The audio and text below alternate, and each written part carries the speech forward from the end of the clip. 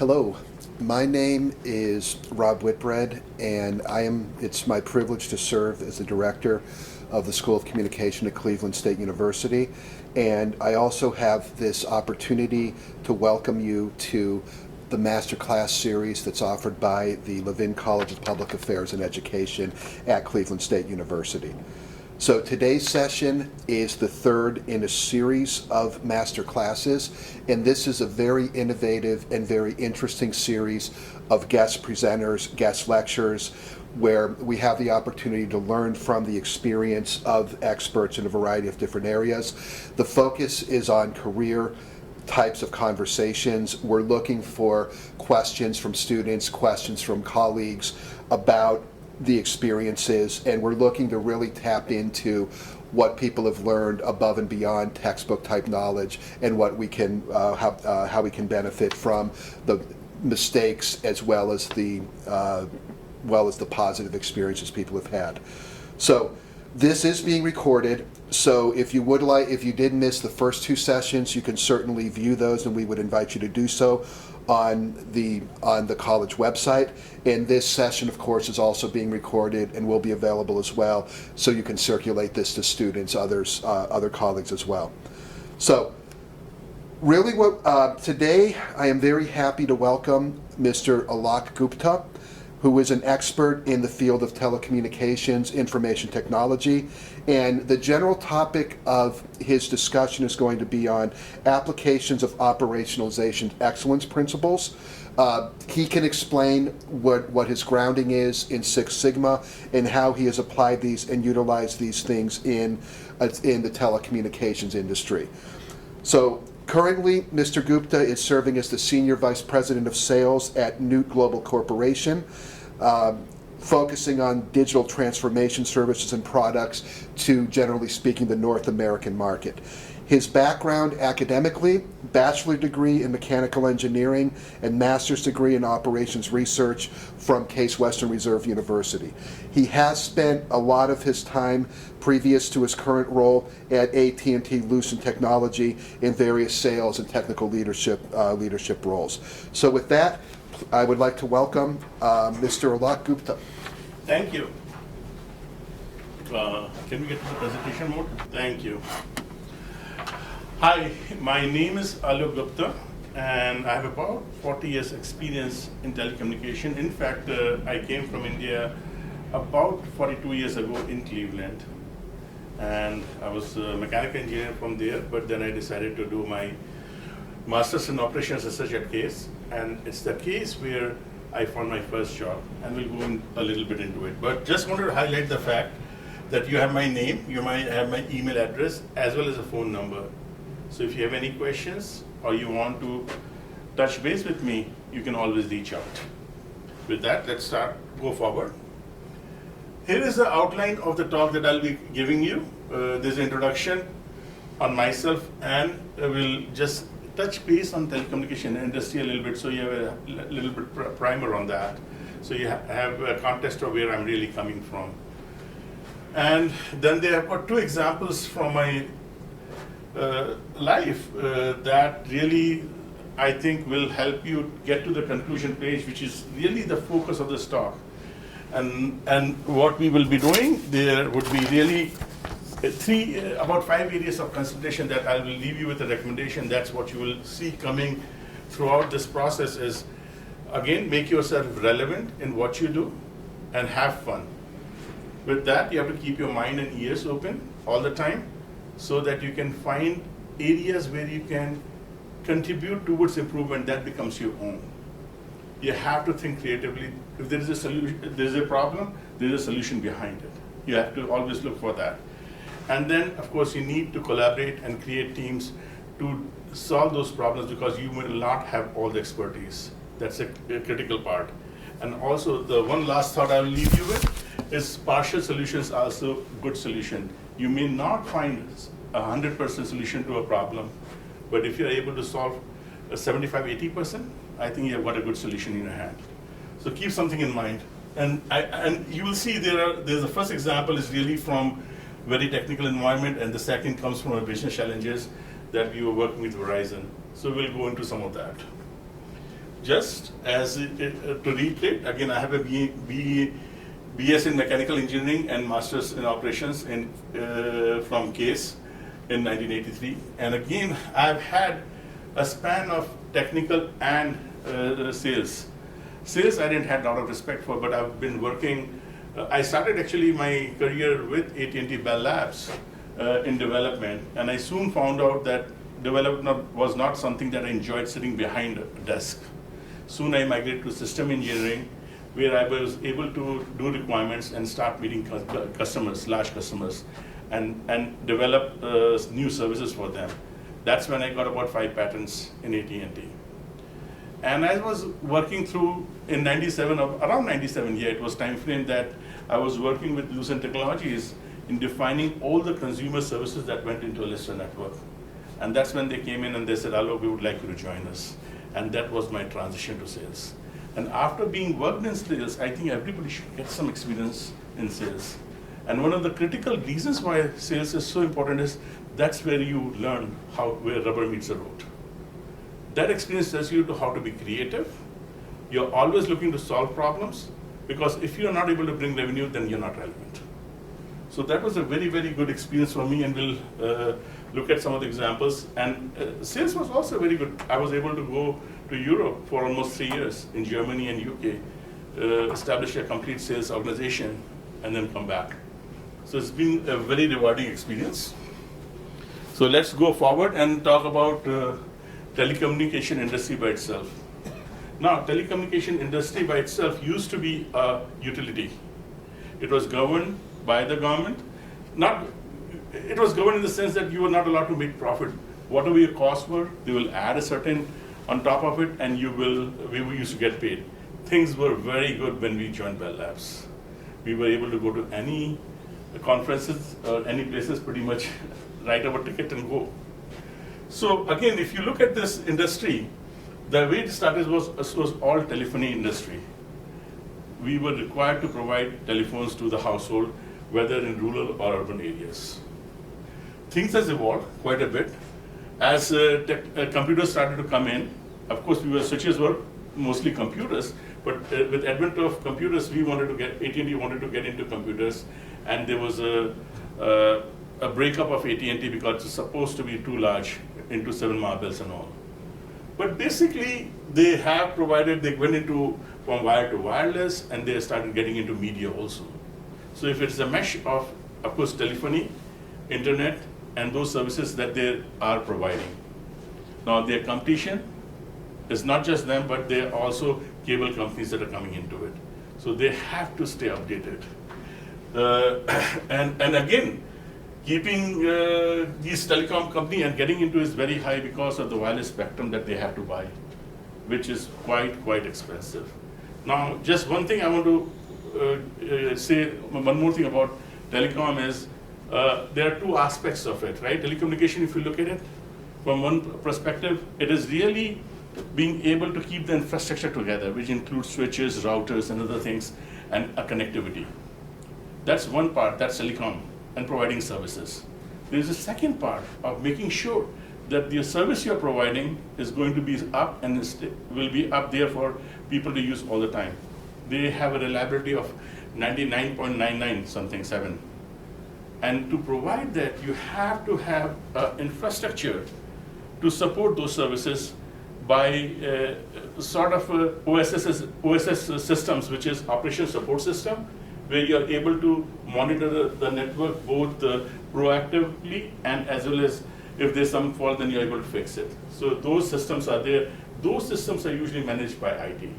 And I have had an opportunity to work in both sides. And we'll look at some of the examples. Okay, let's jump to the first one from my experience that I came across. And this is again, just having an open mind. Wherever you are, you'll find there are inefficiencies in the system. And being able to recognize them and do something about them will give you a sense of ownership. And what they found was, actually, we didn't have, at that point, Six Sigma was not out as much and all, but basically it follows same Six Sigma principles, right? Where you are trying to build, identify a system, build it, and then do a continuous improvement. So that's what basically it comes down to. So we are saying we are working in a system where we're trying to look and identify where there may be efficiencies or improvement. We try to create and refine the problem to make sure what we are trying to attack. We identify the improvements, and again, make sure they are small bites you can chew on. You can't solve the entire world problem, and you will not be successful. If you can find small pieces where you can show the impact, I think that will take you a long way.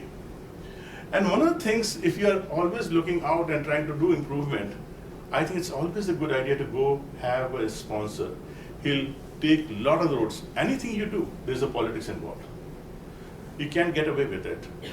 And with politics, if you want to have an easier way of going and sell your ideas to an executive sponsor who is behind you, he or she will put you in contact with the right people at the right time so you can move forward. And you'll see this from an example coming in.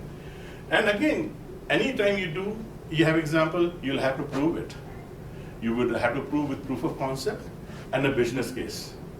What benefits would that system will bring to you?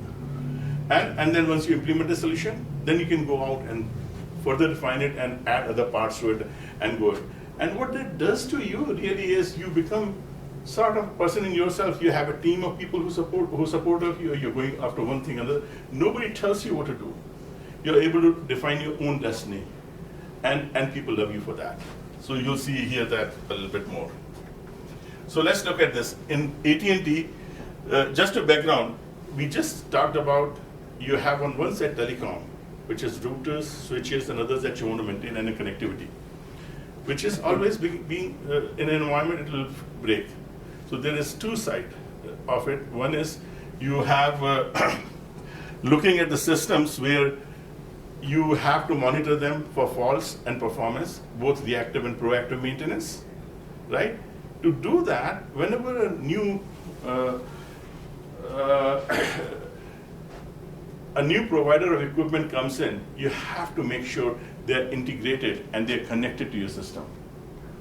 For that connectivity, we do have standards, but for everybody to come to the table, right, there's a lot of leeway how they can define them. There's a high-level view, and then there's a lower-level view where different vendors define their own standards as to what it will mean. And that's the interpretation that you have to do to meet their systems. And what happens is, depending on what it is, you have to do some adaptation. That can cost you anytime $3 to $5 million, and about 6 months of a wait time before you can start using the new equipment. I was just working these and funding them, trying to find the funding so we can go ahead and introduce those. But then I started asking myself a question. If I look at all the equipment I buy at home, a lot of it's plug and play.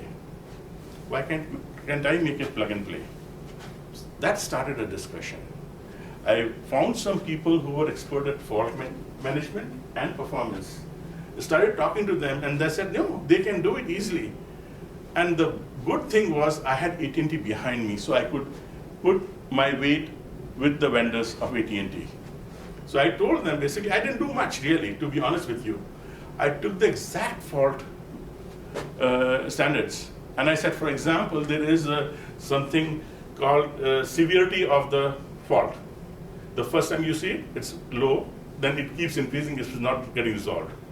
So people define sometimes 7 levels, sometimes 3 levels of severity, and they will sometimes call 1 high and 5 low, sometimes 5 is critical, and that's all over the place, just that definition.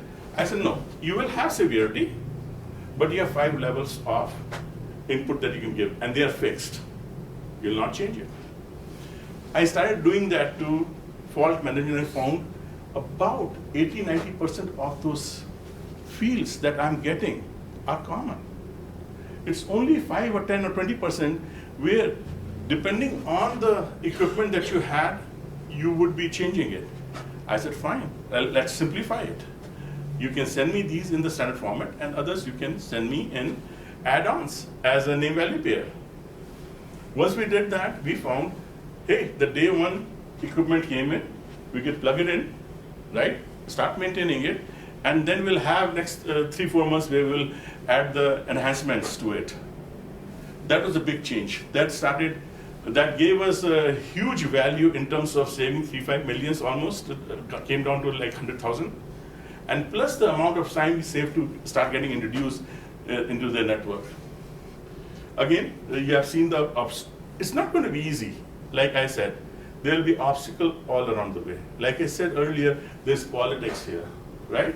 So finding SMEs who are willing to work with you, if they get some push from top down, that helps it, and that's where your sponsor or champion comes into play, and you demonstrate through proof of concept. And again, you have to get a standards organization, and I was successful in going out and meeting different organizations to get them behind me. And we came up with a standard called VES, which is now widely used all around the world. So that was a big success, and the biggest advantage of this environment is, hey, I was able to focus on something that consumed my activity completely, plus I was able to get a whole bunch of community behind me also. And that was very self-fulfilling, and I didn't have to worry about my job security, to be honest with you. It's really making yourself relevant, and we'll summarize those things as we go on. The only thing I want to say is you have to, when you go work with team, make sure you recognize them. It's very, very critical. Even now I've taken a time, although I'm just talking about one example, but here are the people who are really behind me in helping me make up with the standards. It's not a small job to be able to come up with the complete standards and have it accepted worldwide. So that was something that you have to always remember to do that. With this, let's jump to a very different example now. This is more technical. I don't know if I went over some of the people, but again, like I said, you can always call me or always send me an email. I would be happy to answer them. This is a little different. It comes from a business environment. Again, same thing applies here also. You will always be facing challenges. You may have a perfect system working, clicking day in, day out. And I'll show you an example. Suddenly you will find there are challenges around where things change overnight. And you have to think. No, but the other thing, I'll always caution you, when there's a challenge, there's a solution behind it. If you can be creative enough and have an open mind and find it, then you would be going up. So we'll talk about that example in a second. Again, developing alternative solutions for our challenges, internal buy-in, client buy-in, and then implementing the solution. So let's look at that. So background, in Lucent, we had built a fiber network in Europe for them. So they were using our equipment in different hubs, and they're connecting through dark fiber they had bought from somebody else. So whenever they have a fault, they have to maintain that equipment. So we had sold them a service, spare parts inventory, for about $5 million a year, where anytime any of the equipment part failed, right, we'll get that part to their site within a 4-hour window. And then when we take the other part back, they can replace it with the new part, and the other part we will repair it and then put it back in an inventory. So we were able to do that, and we were running along. It was a very good solution where Verizon felt they can sleep at night. They'll have the equipment when needed, and it was all going well. And we had a $5 million assured revenue year over year. One day, the challenge came in. So I get a call from the VP of their sourcing, and they said, "Alok, we were bad news and a good news." I said, "Give me the bad news first. Then we'll worry about good news so I can be happy later on." So he says, "Well, we have that spare parts inventory service. I have to take it away from you." I said, "What? Why do you want to take it away?" He says, "We have." That's the first thing he told me. And I said, "What's the good news?" "Oh, if we take the service away from you, I'll have to buy spare parts from you. So you'll have a huge revenue upfront, but you'll lose that $5 million. So I went back, slapped over it. Then I went back to him next day and said, "I want to understand, why are you doing this?" And again, if you have financially inclined, there are two things that are there in the industry, right? There is an OPEX and a CAPEX. Operating expenses is something that day to day you take off, CAPEX you are able to amortize. and it's a game they are playing, and how they play it, right? If they were to buy spares and have that service at a lower level, they reduce their OPEX and increase their CAPEX, which they can amortize. So that was the reason why he was doing it. It was nothing to do with our service levels or not being happy. Then I asked him, started probing more. I said, hey guys, why are you doing the change? Would you be able to sleep at night? Who is going to be your logistics arms? We have organization there that can do it for you. He said, yeah, that is something we are going to ask our Verizon Logistics to go in and create the whole environment for them. I said, and you think they will be able to do that and get you parts in 4 hours window? And then he opened up and he started telling me, no, that keeps him awake. He will have issues on his hand because there's a new organization that is going in. I said, let me go and think about it. I came back.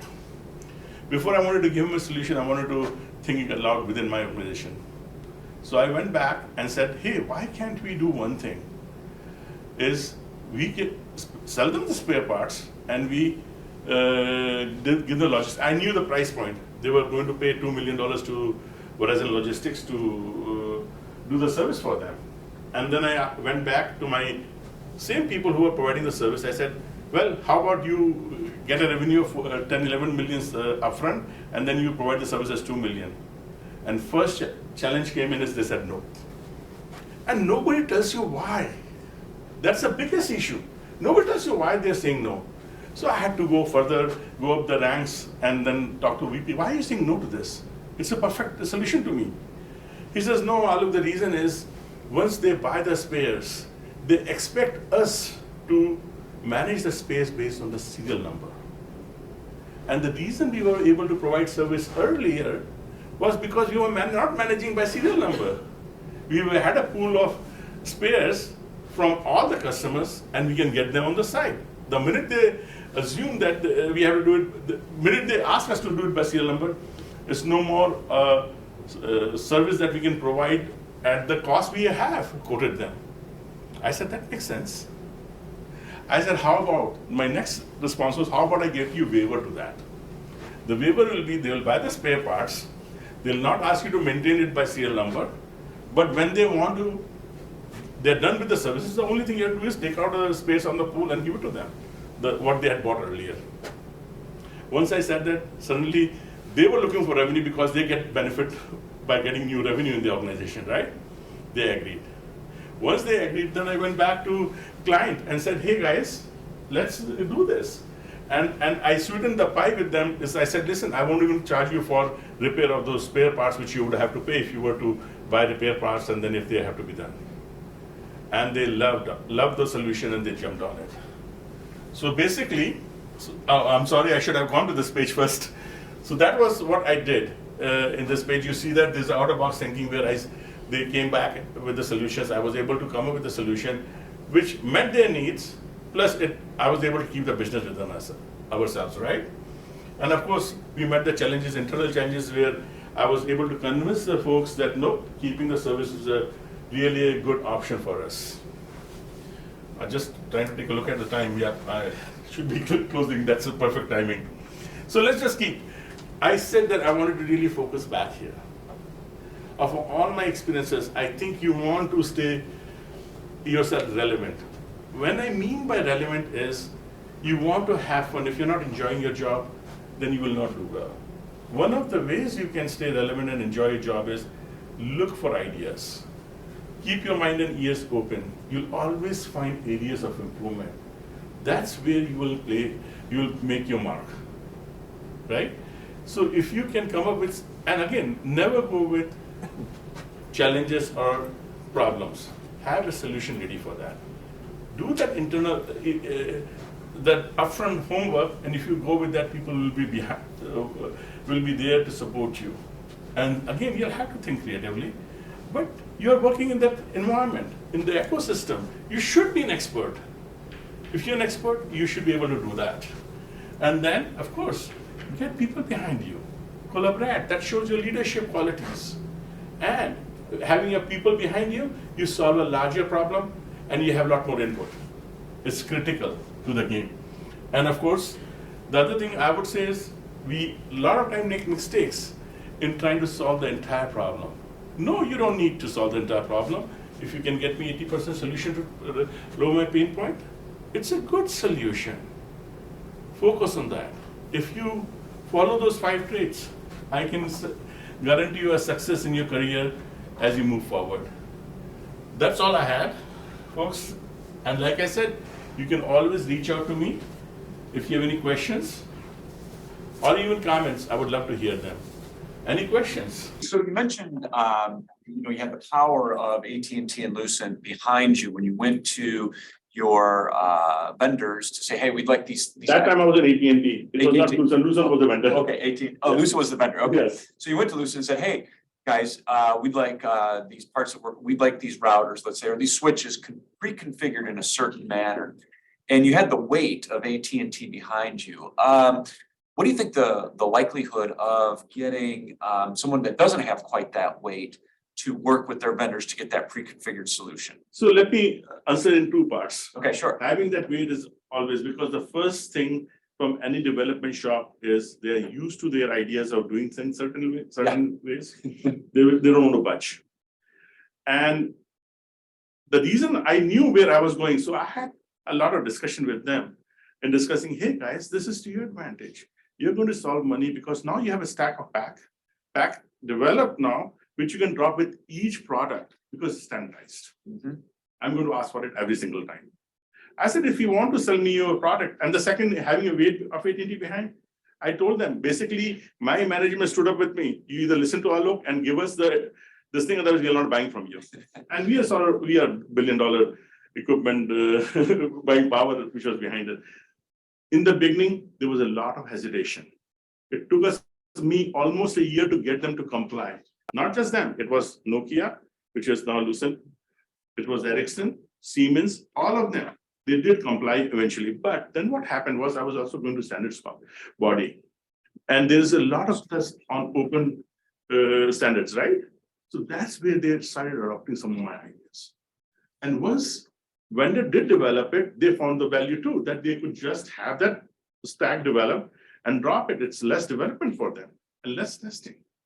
So it turned out to be a really advantageous situation, but it did take challenges. Yeah. It's not easy. You always have people who are used to doing things certain way.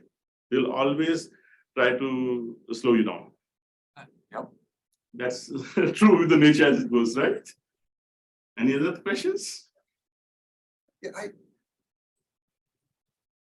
First of all, anyone that may be on the chat room, please submit something through the chat if you have any questions there. The thing that struck me is you certainly have a very rigorous technological background, a lot of sophistication, and a lot of very let's call it areas that are challenging to communicate to others. Could you speak a little bit about how you think about when you need to communicate some of these ideas, how you approach it conceptually to folks who don't have the background and the technological sophistication? I think I was in a unique position. Those examples really came from my settings, my understanding. But I do believe anybody who is working in a certain area, take yourself, for example, right? If you've worked continuously in a certain area, you are going to become an expert on that ecosystem. Wherever you're working, it doesn't matter, right? If you're working in an environment where you're working with people, you'll find ways how you can be more effective in communicating, right? So if you're an expert, you should always be looking for how can you improve things. You do it day in, day out, right? If you're going to find improvements in what you do, right? It's very easy to take that and formalize it. Get people behind it, get the credit for it. And once you start into that whole mode, right? People will start coming to you also with ideas and things that can be done. So it's sort of a thing which goes on, and it's not unique to what I was doing. I happened to be in a technical environment, so I took those examples because I wanted to relate to. But what I said earlier, those 5 traits, make yourself relevant, think creatively. Partial solution is a good solution, collaboration. Those are the critical part, right? Look for help if it's a big problem. If it's a small problem, solve it yourself. And also let others know so they can take advantage of what you have done. It's very critical. That's the whole idea about taking the next step. Hope that answers your question.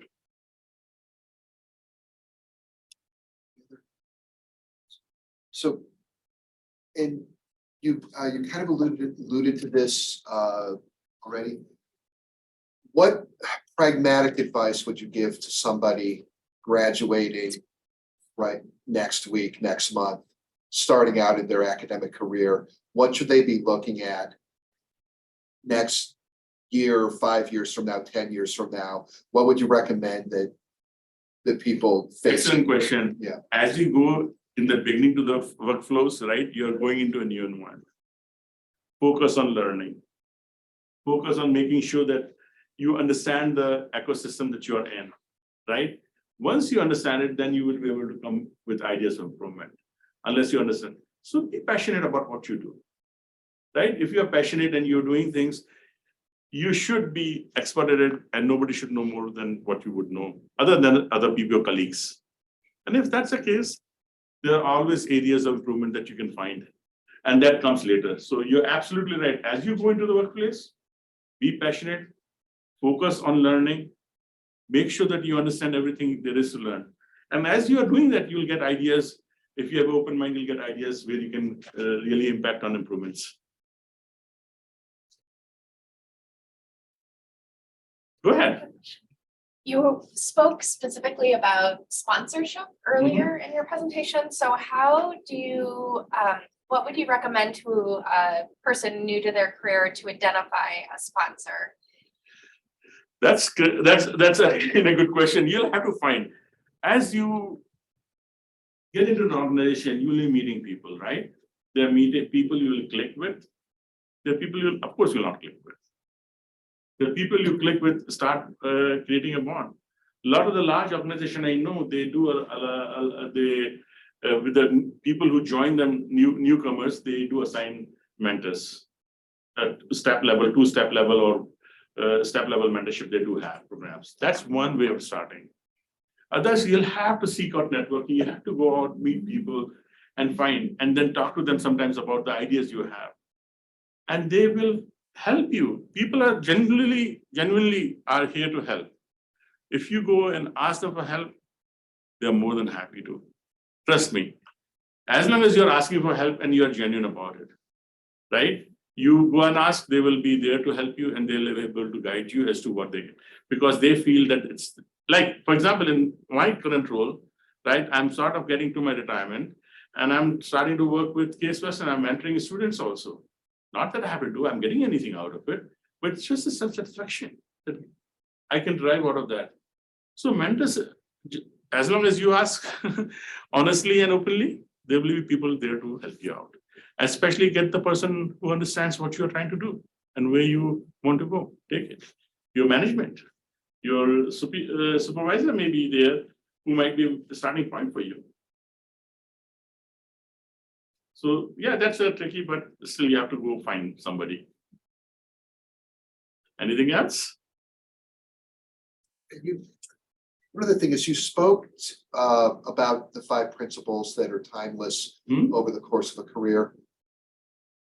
What are some of the biggest changes that happened from when you started in this until now? Again, one of the biggest satisfaction I got of it, once I started on the path, right? This really came from my sales background. Sales background, you always, one thing you find is you have to be relevant there in the sense you are bringing the revenue. If you're not bringing the revenue out of the door next day, right?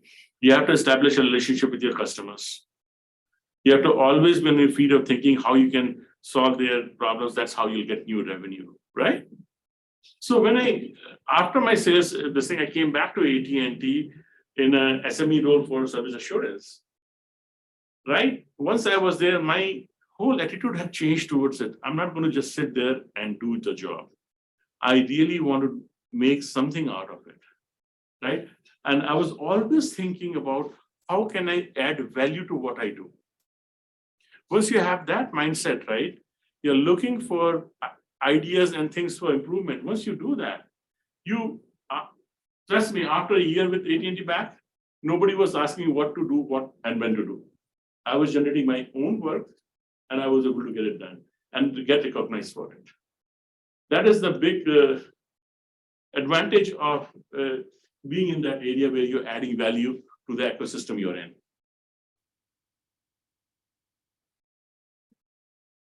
Anything else, guys? Yeah, one selfish question. Sure. Can you talk about strategies you use to manage the adoption of new technologies by people?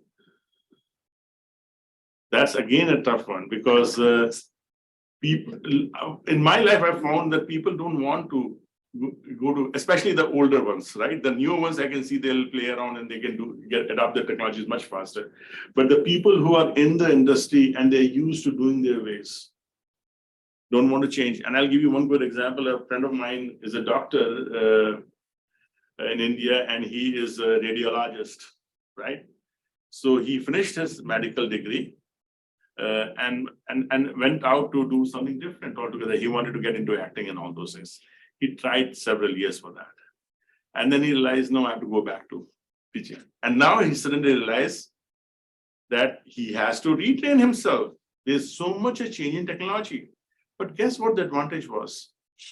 His colleagues who had finished radiology with him and were practicing all throughout this work, they're still doing what they were doing.